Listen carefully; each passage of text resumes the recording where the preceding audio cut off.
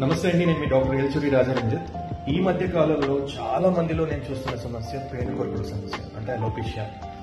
తల్లో కానీ గడ్డల్లో కానీ ఎక్కడ పడితే అక్కడ జుట్టు బాగా రాలిపోయి ఒక ప్యాచ్ లాగా ఫామ్ అయ్యి అక్కడ అద్దంలాగా ఒక ప్లే గ్రౌండ్ లా తయారవడం అనేది చూస్తున్నాం. దీని నుంచి మనం బయటపడటానికి మా అమ్మమ్మ ఒక రహస్యం చెప్పిందండి.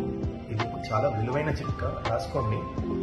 మందార పూలు ఉంటాయి కదా, ఈ మందార పూలు తీసుకొని ఒక 3-4 పూలు తెచ్చుకొని ఆ రెక్కలు తీసేసి కింద బుడుపు ఉంటుంది, ఎక్కడి నుంచి అయితే ఈ రెక్కలు పుడతాయో ఆ బుడుపులు ఒక 4-5 బుడుపులు తీసుకొని దాంట్లో ఉన్న గుజ్జు బాగా ఇంకేలాగా ఈ గడ్డల్లో కానీ ఎక్కడైతే తల్లో ఈ పేరుకుంటుందో బాగా ఇంకేలా రుద్దండి. ఆ గుజ్జు మొత్తం, ఆ సారం మొత్తం స్కాల్ప్ లోకి ఇంకాలి. ఇలా చేస్తూ ఉంటే 2-3 నెలల్లోనే అక్కడ జుట్టు మొలవటం అనేది స్టార్ట్ అయిందండి. కాకపోతే ఈ గుజ్జు రాసే ముందు ఒక గరుకు బట్ట తీసుకొని ఈ గరుకు బట్టతో బాగా రుద్దండి ఎక్కడైతే ప్యాచెస్ ఉన్నాయో.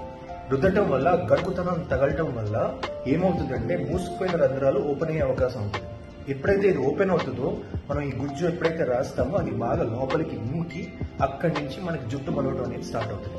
ప్రత్యక్ష సాక్షి నేనే అండి. 2015-14లోనో నా గడ్డం మొత్తం ఇక్కడ అంతా ప్యాచెస్ ఉంటాయి చూడండి. ఇప్పుడు ఎక్కడ ఏం ప్యాచెస్ లేవు. ఇక్కడ ప్యాచ్ ఉండేది, ఇక్కడ ప్యాచ్ ఉండేది, ఇక్కడ ప్యాచెస్. నా ఓల్డ్ పిక్స్ చూస్తే మీకే తెలుస్తుంది. మా అమ్మమ్మ చెప్పిన ఈ రహస్యాన్ని నేను పాటించి 2-3 నెలల్లోనే మొత్తం గడ్డం మొత్తం ఈవెన్ గా అయిపోయి జుట్టు వచ్చేసింది. అప్పటి నుంచి ఇప్పటివరకు నాకు మళ్ళీ ప్రాబ్లం రాలేదు. కాకపోతే దీంతో పాటు మీరు ఫుడ్ లో కూడా నియమాలు పాటించాలి. మన బాడీలో ప్రోటీన్, విటమిన్, కాల్షియం డెఫిషియన్సీస్ ఏవి ఉండకూడదు.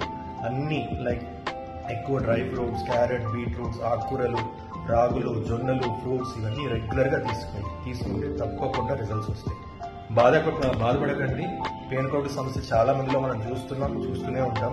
దీంతో పాటు మన దగ్గర ఇంకా కొన్ని మందులు ఉన్నాయి. మీరు వచ్చి నన్ను కన్సల్ట్ అయితే అవి కూడా నేను ఇస్తాను.